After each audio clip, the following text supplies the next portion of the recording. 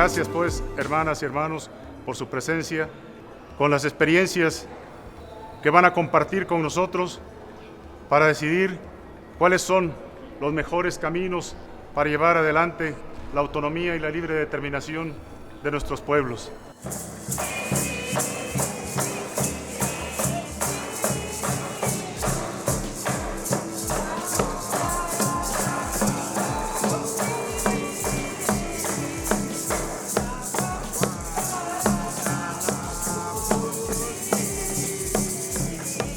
There are a lot of different types of autonomies. You have autonomies which are territorial autonomies, and you have what you call functional autonomies, which could also be called ethnic autonomies. So there are some autonomies which are based on a specific territory, and there are other types of autonomies that are based on a specific ethnic group. And besides that, you have types of autonomies which exist independent of the states, and you have autonomies which exist parallel with the state structure, and then you have still other types of autonomies which are part of the state structure. So this is something it's important to learn from these different types of authorities, because in some circumstances you can use one type which is impossible in other conditions, and so on. So that's an important discussion. Hemos hecho primero el autolinderamiento del territorio de la nación One Piece, el autorreconocimiento y finalmente la autoproclamación. Después de la autoproclamación y la constitución del gobierno territorial, es que notificamos al Estado en mayo del 2017, informando al Estado que existíamos antes de la constitución de la República Peruana. De los 570 municipios que integran el Estado de Oaxaca, 417 se rigen por el sistema de usos y costumbres. Es un sistema de elección comunitario 100%, donde no intervienen los partidos políticos. Esto, al paso del tiempo, nos ha dado autonomía, nos ha dado autodeterminación. Russia was one of the first countries in the world which put the principle of self-determination of peoples and nations as a state policy. It was proclaimed in 1917 after October Socialist Revolution. Our Republic Sakha-Yakutia, received the status as autonomous republic in 1922. But you know that the policy, internal policy of Russia, every time change by this history time. Before colonization, a community like the Maasai was self-organized, it's territorial. There are different Maasai territorial sections spread, and they know where this is our land. They have their own governance system, institution of governance. They have their own leadership, their own armies, the warriors. Greenland has a territorial autonomy, which was negotiated between Greenland and Denmark in 2 rounds. First up till the Home Rule Agreement, which was inaugurated in 1979, and then latest with the Self-Government Agreement, which is from 2009.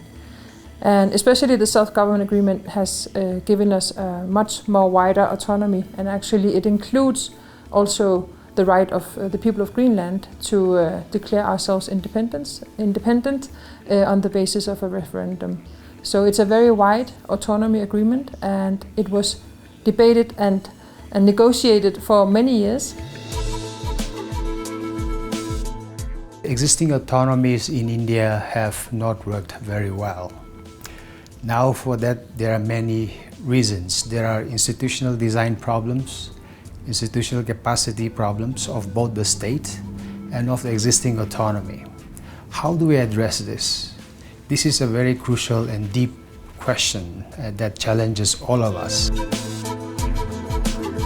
I think there's a major contradiction between the objectives, the philosophies and worldviews of that nation states promote. It contradicts the values and the worldviews and the cultures that indigenous peoples would like to perpetuate. No, so that's the first challenge. How do you match that?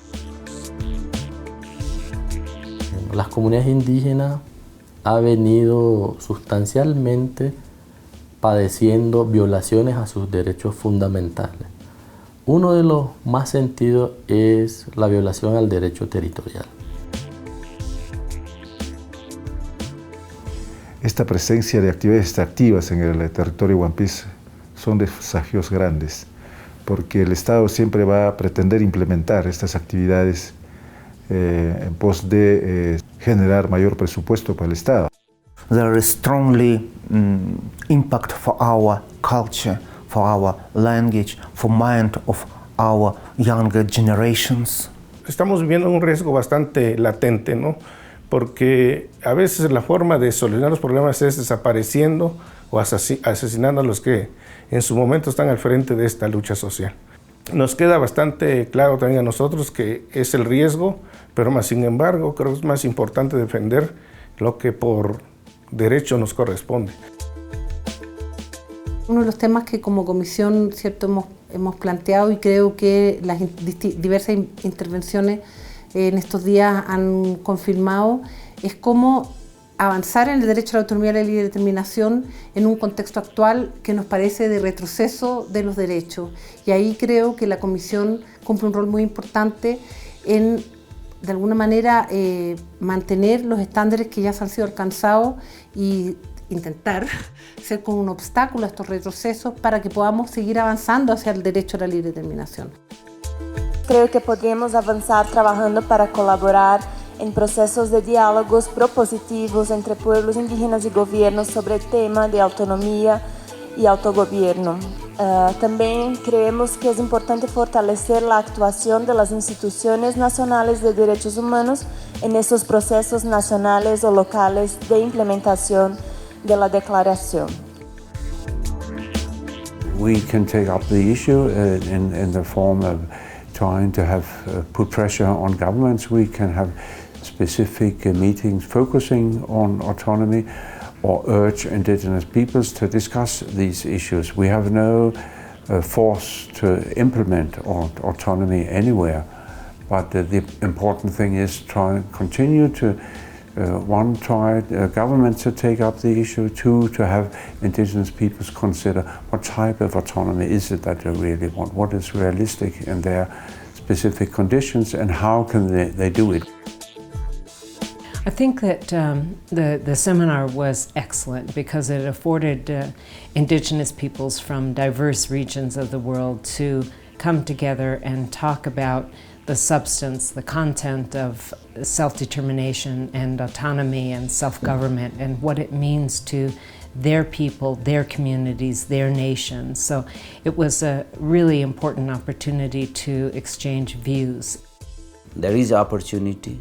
We hope that through the dialogue, because indigenous peoples, we always believe on coexistence. The message to governments is for them to look at the positive outcomes of indigenous peoples governing themselves and acknowledge that these are contributions to national development, and that stop looking at indigenous peoples as if they are obstacles to national development.